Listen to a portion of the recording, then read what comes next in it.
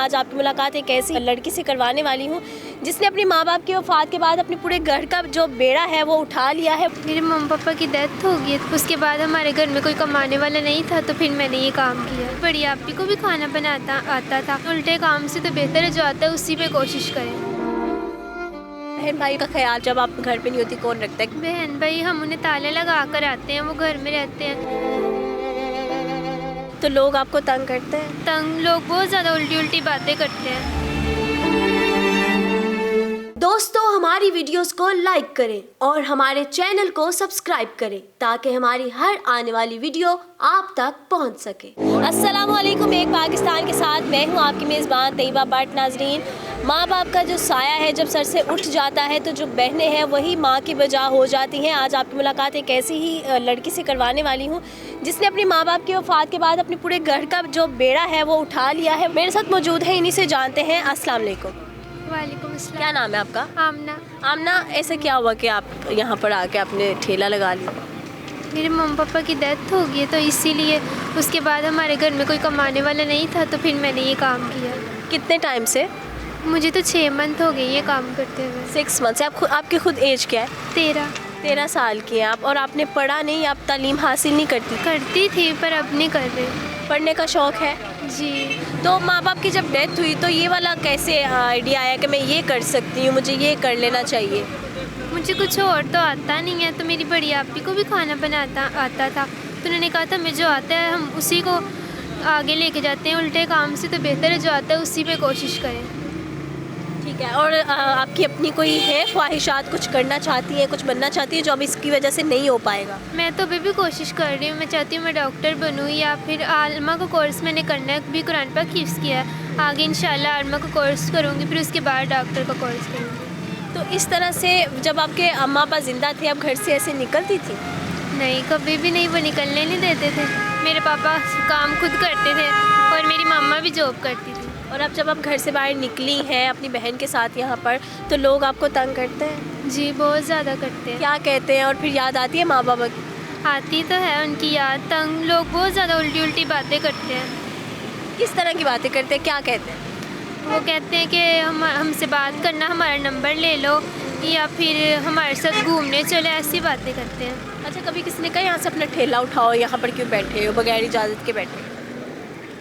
अभी तो फ़िलहाल हम यहाँ बैठते, पीछे जब आगे बैठे तब बोर्ड वाले आते थे, वो कहते थे यहाँ से उठा ले, फिर हम वहाँ से उठा के हम इधर आ जाते। बहन भाई वगैरह का ख्याल फिर जब आप घर पे नहीं होती कौन रखता है, किस तरह से मैनेज करती है सब?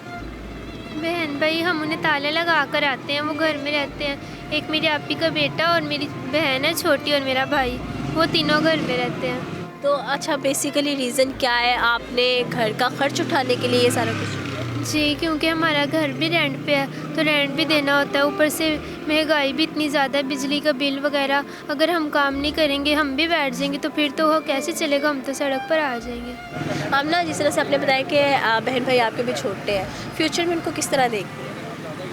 मैं तो अपनी पूरी कोशिश कर रही हूँ, क्योंकि जो मैं नहीं कर सकी वो मेरे बहन भाई कर ले, उनको पढ़ाऊँगी और फिर इंशाल्लाह वो कुछ बनेंगे और फिर आगे हम, जैसे कि मैं अभी उनका सहारा बनी, फिर वो बनेंगे मेरा सहारा। तो माँ बाबा की इकट्ठी डेथ हुई थी? नहीं, उनकी डेथ नहीं इकट्ठी हुई, पापा की तो बहुत देर पहले हुई थी और मामा की 2 साल होने वाले हैं। अच्छा, कुछ अगर कोई ऐसा आता है जो आप, कोई ऐसा प्रपोज़ल आता है, अभी तो आप छोटी हैं, कोई आपकी इसको मजबूरी कोई देखते हुए कोई आपको अपनाना चाहता है, फिर आप कर लेंगी या अपने बहन भाइयों की खातिर नहीं ये स्टेप उठाएंगे? बहुत ज़्यादा आए हैं आज, अभी तो इतने ज़्यादा लोग कहते हैं हमसे निकाह कर लो, ये फिर हम आपका खर्चा उठा लेंगे, ये तो वो।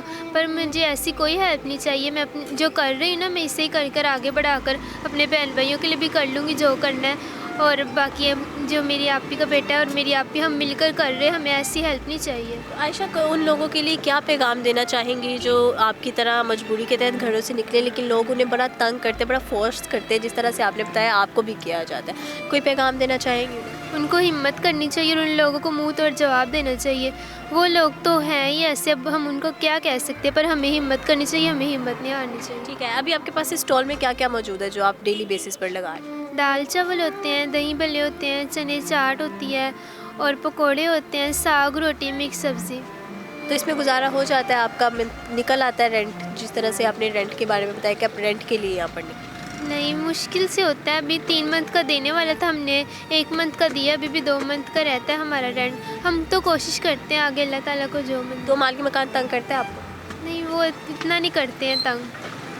जैसे 3 मंथ का देने वाला था, 1 मंथ का दिया, इतना ज़्यादा वो नहीं अब करते हैं। वैसे कभी कभार होता है, इंसान नज़रों से देखता है कि इन्होंने रेंट नहीं दिया हुआ है, ऐसे हमें खुद भी महसूस होता है, पर वो कहते हैं तो कुछ नहीं है। ये ना वक्त बड़ा मुश्किल है आमना जो आप गुजार रही हैं, तो अम्मा अब्बा की याद फिर जब आती है तो आंखों से आंसू छलकते हैं। जी बिल्कुल। और जो बेटियाँ होती हैं वो अपनी मम्मा के बहुत ज़्यादा क्लोज़ होती हैं, तो मैं भी थी और मैं अपनी अम्मा से सारी बातें शेयर करती थी। और अब बहुत सी बातें हैं जो मैं शेयर नहीं कर पाती, और ये बातें शायद हमेशा मेरे अंदर ही रह जाएंगी, और ये वो वाली कमी मुझे बहुत ज़्यादा महसूस होती है।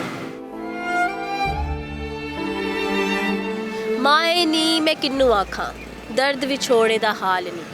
जी हाँ, ये थी मेरे साथ मौजूद आमना, जिन्होंने अपने वालिदैन की वफ़ात के बाद अपने घर की कफ़ालत का बेड़ा तो उठा लिया, लेकिन अपने अंदर, अपनी आँखों के अंदर और बहुत सारे दुखों का और आंसुओं का समंदर लिए यहाँ पर बैठी सोचती है कि अगर वो ज़िंदा होते तो आज इनको यहाँ पर सड़क किनारे बैठकर यूँ पकोड़े फ्राई करते हुए और सब ये खाना सेल आउट करते हुए ये हालात ना देखने पड़ते। बहुत सारे ऐसे लोग जो कि मांगने को तरजीह देते हैं, ये उनके लिए एक मिसाल है। तो अगर आप इनकी हेल्प करना चाहते हैं तो हमारे नीचे दिए गए कमेंट सेक्शन में ज़रूर बताएं। और मुझे तो इजाज़त, मिलेंगे एक नई वीडियो में। अपना बहुत सारा ख्याल रखें। अल्लाह हाफ़िज़।